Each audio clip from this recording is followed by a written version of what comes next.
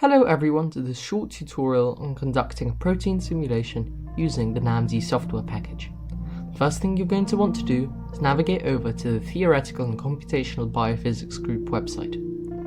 You're going to want to register an account and then download VMD for your operating system. You're going to want to do the same thing with NAMD. For me, that would be the Windows 64 MPI executable. Having done that, navigate over to your downloads and run both of the files that you've just downloaded. Follow the on-screen instructions and you will have both of the programs in no time. Having done that, if you are in Windows, you're going to want to press Windows and search for Path to edit environment variables for your account. Press Path and Edit and then New. Browse and then find the folder in which your namd2.exe and vmd.exe executables have been downloaded to. Having done that, press OK, then press OK. As you can see, I have already done this. There and there. OK. Having done that, you're going to want to go to the RCSB Protein Data Bank website and find a protein that you want to simulate. I have chosen the chicken egg white lysozyme. To download it, press Download Files, PDB format. Having downloaded the file, you're going to want to take it and put it into a folder where you will be working on it. Next, fire up the VMD program that you have just downloaded. Go to the command line and use the change directory command to navigate over to the folder where you will be working on your protein. Use the double dot shorthand to go back a folder. We do this a couple times to first go to root, C, local disk, whatever you want to call it, and then we find where you have downloaded the file. For me, that will be in my chemistry folder. There we are. Next, you're going to want to press File, New Molecule, and load up the protein that you have just downloaded. Here we can see this protein. Next, you're going to want to generate a protein structure file. You can do this manually, but it is easier to use the automatic PSF builder plugin for VMD over in the modeling section of your extensions. Here, the first thing you're going to want to do is load up the CHARMM topology files. These contain information about amino acids, lipids, nucleic acids, etc. And they tell the program how the atoms will be interacting with each other. We load these input files, guess and split chains using current selections, create the chains, we apply patches and finish the PSF/PDB.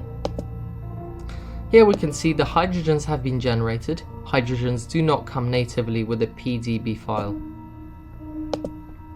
And in the folder where we first placed our protein, new files have been generated. Next, we're going to want to head over to extensions once more, go to modeling and add solvation box to add a water box surrounding our protein. The PSF and PDB should be loaded in automatically. If not, press browse and find those files.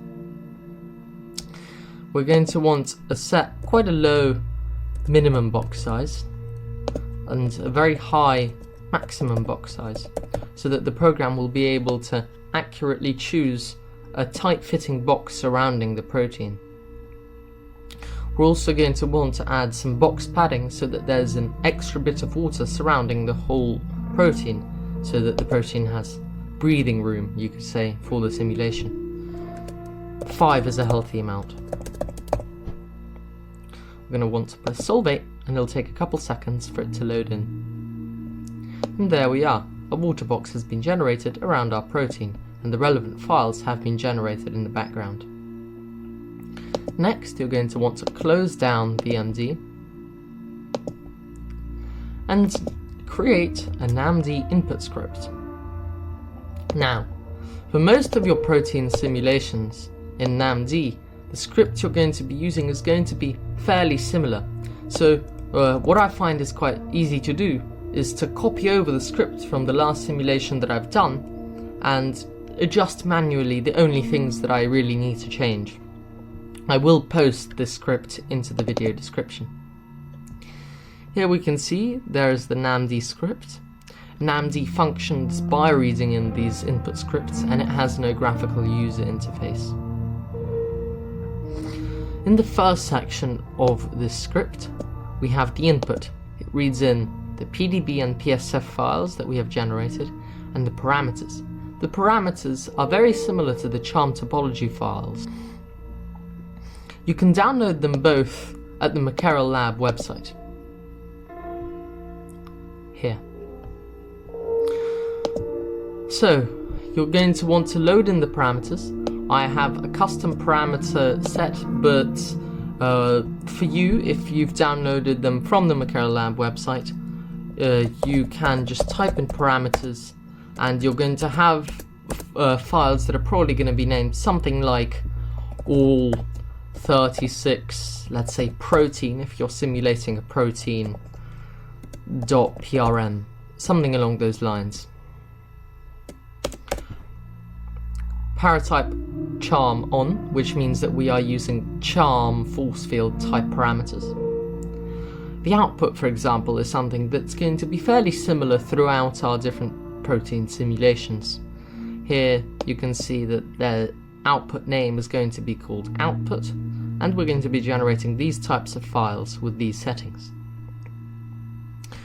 We're going to exclude scaled 1 for protein dynamics, as well as some other settings here that are going to remain the same, as well as the simulation space partitioning settings. Time stepping we can change. I do find that if you set the number too high, even to 4, the program will crash, but this number will stand for the amount of time per time step, per calculation. So we can just keep that at 2 for now. Temperature, you can set the temperature.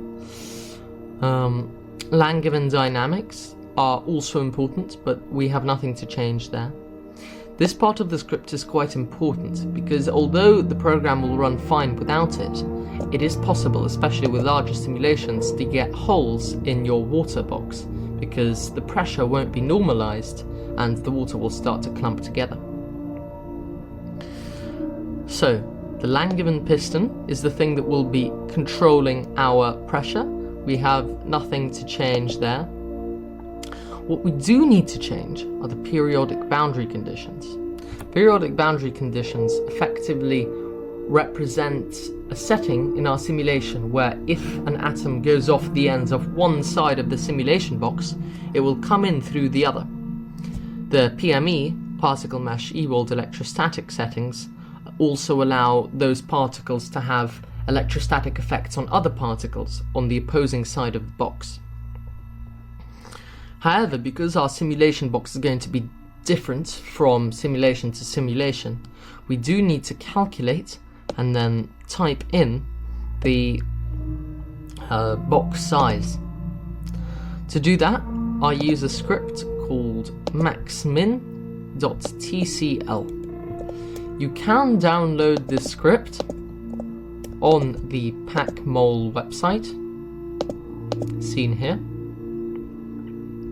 maxmin.tcl. However, my version does have a few amendments, notably the last 2 parts here that you can copy over if you want, that allow me to simply copy and paste the results without having to do calculations by hand with this information here. To run it, we need to go to the command line. I assume that you have the Tickle language installed already. We're going to navigate over to our folder where our protein is stored.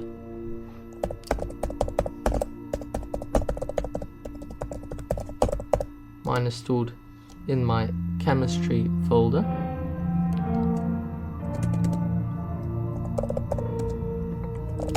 Lysozyme. There we are. And then you're going to want Of course, if you've downloaded the Tickle language already. If you haven't, search it up online, it's quite easy to download and install. Tickle sh dot / and the name of the program. Mine is called Maxmin new with my amendments .tcl. Enter the name of your file. So mine is called solvate.pdb. That's what it will be called by default from the VMD Solvate plugin. And then we're going to want to type all. And there we are. So it has generated the size. Because I have already run this program in the past with the lysosome protein, the sizes will probably be identical. And so we remove whatever was here before, which happens to be the same thing, and we change it.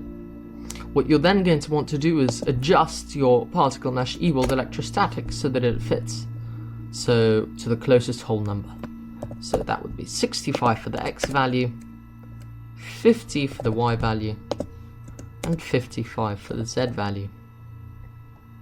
You're going to then want to minimize your system. I suspect around between 300 and 1000 minimization steps would be good for most protein simulations. However, just for the sake of computational speed and the fact that I have a bad computer, we will have a short minimization time, and then we will run it for some extended period of time. We mustn't forget to also put in our parameter file into the file where our input script is located. The way we're going to run it is by navigating over to the folder where our protein and input files are stored, and then typing in NAMD2, the name of the input file, runme.namd as I have called it, and we're going to put any information about how the simulation has been run into a log file. You can call this anything you want. Then we're going to want to press enter, and as we can see, the simulation is running. We have now finished running the simulation, and as we can see, a bunch of new files have been generated. To look at these, we're going to be using the VMD program once more. This time we don't need to change over to the folder where the simulation has been run, because we aren't going to be generating any new files.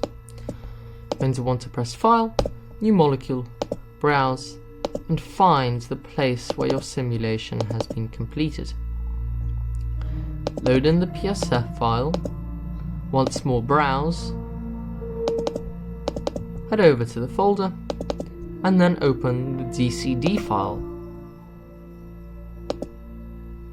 Here is the simulation that I have executed. In order to post-process and visualize the simulation, a helpful thing to do is to go to Representations and play around with the way that our molecules and atoms are going to be represented.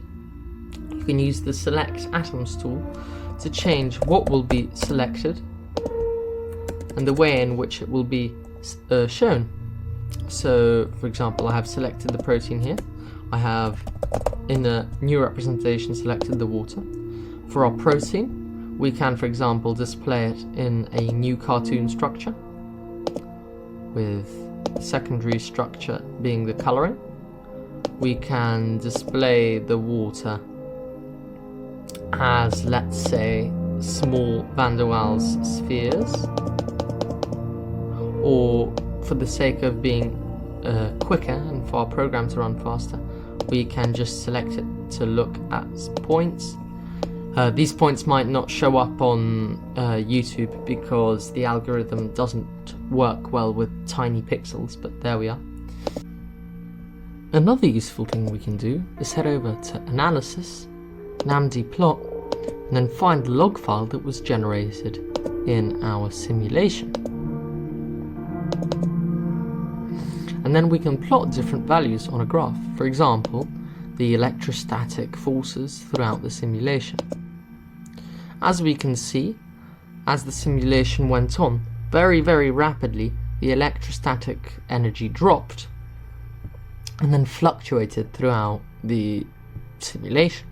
This is of course what we'd expect, because initially the simulation coordinates would have been in a unfavorable position, and entropy would have driven them to a lower energy point that it would have been more stable. We can also, for example, look at the bond, angle, dihedral and improper energies. As we can see, all of these, having normalized near the start of the simulation, remained roughly the same. Of course, the bond total energy was higher than the angle, which was higher than that of the dihedral, which was higher than that of the improper. That is because we have a lot of bonds, quite a lot but not as many angles, quite a few dihedrals, and a very small amount of impropers. In addition, we can have a look at our pressure average. We'd expect for this to stay the same, because our Langevinpiston that we set up to prevent water from clumping together was designed to keep the pressure the same. And although it may be very, very difficult to make out, the blue line at the bottom stays the same throughout the entire simulation, which is what we would expect. Anyways, I hope you've enjoyed this tutorial, and I will see you next time. Thanks for watching.